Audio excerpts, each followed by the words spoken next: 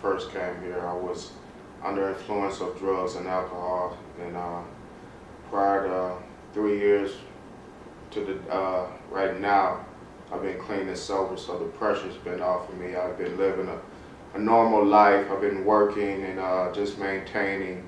Have my own apartment here, my own ride, and just continue to keep pushing forward. Why I really wanted to straighten up and get clean.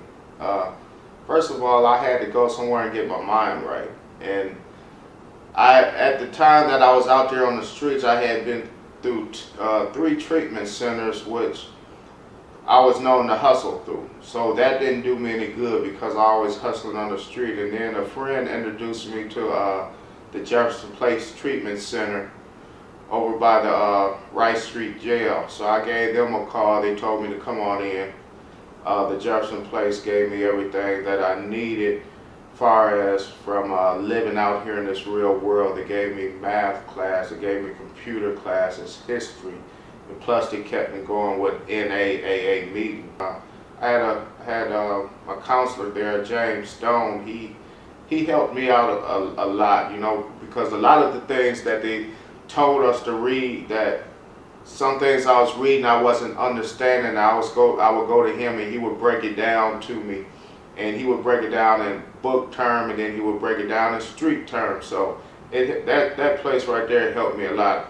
And Lord know I don't want to go back there because they keep you up from 6 in the morning to 10 at night, constantly pounding you, grinding you. I don't take nothing from that program. They had one of the best programs in the Southeast. I was told, and truly I feel that they do because they helped me a lot. They said if we could just save one, and I know a lot of guys that came through there with me that is still on the street using. I keep in contact with Mr. Stone, I wouldn't say on a regular, probably once every 3.5 months. And I asked him, have he heard from the guys? And he said, yeah, they're back out there in their best. But I always knew that you were going to be one of the ones who would make it, because you would always ask questions if you didn't understand. And you know, I was determined to get my mind right, you know, to put this life behind me. You know, I always believe that NA and AA is a very good program, but sometimes, you know, I ask myself, do I really have to go to the meetings every day just to survive?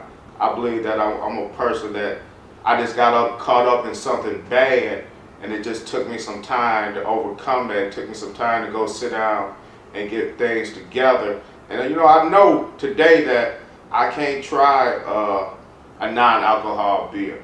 You know, I can't try to take me one hit of crack and that be it. I know if I take that right there, that I'll be going backwards, and I'll come too far, lose the things that I have. What message do I have for those that still struggling? Is you have to, you know, have your mind focused. You have to keep fighting every day. If you need to get to a certain spot, you need to stay focused. You need to stay focused on that spot where you're trying to get to, and look beyond that spot. But you have to keep fighting. You have to keep fighting every day. Yeah, this is my first apartment. You know, I was always a shyster type of dude on those drugs and alcohol, so it only allowed me to live with different women when I was going through my mess. So this here is my first apartment. I've been here 3 years now, and I'm looking to get, I almost got my credit straightened out. I'm looking to get into my own house and do some other things. But right here we got the bachelor living room. Okay. Okay, we got the bachelor. I got my little entertainment system hooked up over here. Mm-hmm. Okay, you want to take a walk with me? Yes, please. And I can show you. Got the little dining area over here, the little kitchen area over here. It's pretty stark, just like a bachelor would have it. Well, a lot of friends come over and they say, hey, you sure you don't have a woman live here? I say, well, you know, this is how I was brought up. I was always brought up to keep my crib clean. Even when I was using, I always kept my house in order, wherever I was staying or who I was staying with. Here I have my sleeping quarters right here. I got my little computer set up. I come in and check my emails on anything that's gonna take me to another level. I look at different job sites and things like that. And this TV right here used to belong to my granddad right here. But now you have it. This is where I get down at. It's a little small, but I'm coming along. I'm coming along real good. This is my first day on the new position that I have taken. I was a material handler, now I went into inventory stock control.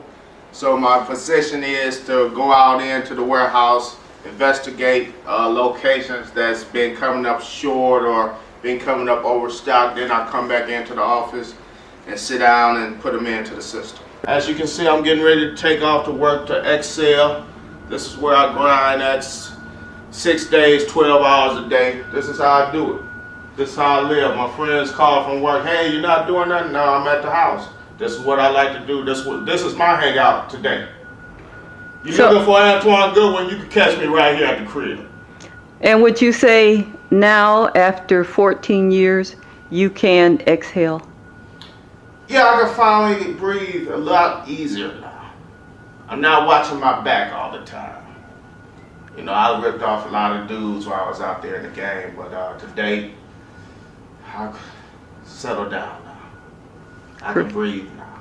I'm gonna go in here and make my day at the job tonight, and God bless everyone out there. Thank you.